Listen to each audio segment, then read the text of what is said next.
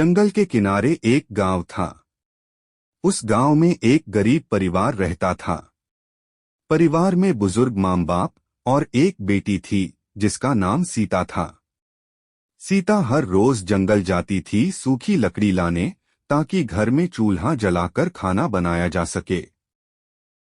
एक दिन दोपहर को सीता लकड़ी लाने बाहर निकली तो उसने देखा कि मौसम खराब होने लगा था।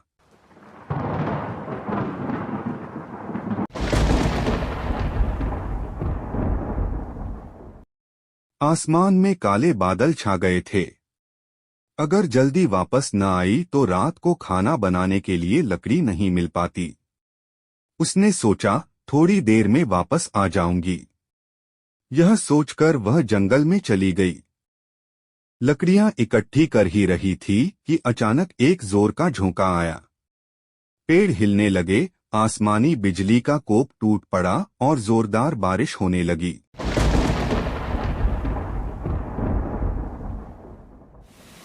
सीता सहम गई। जंगल के बीचों बीच अकेली, डर के मारे उसका पूरा बदन कांपने लगा। इधर घर पर सीता के बूढ़े पिताजी को बड़ी चिंता होने लगी।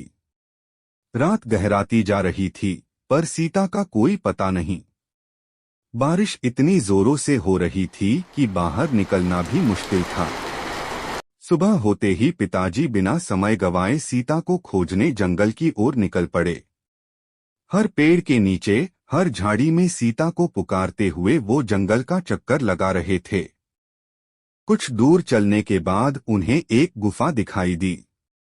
पास जाकर देखा तो अंदर सीता बैठी हुई थी।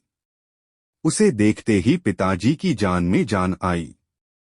सीता ने उन्हें रात भर गुफा में बिताने और जोर की बारिश का हाल बताया।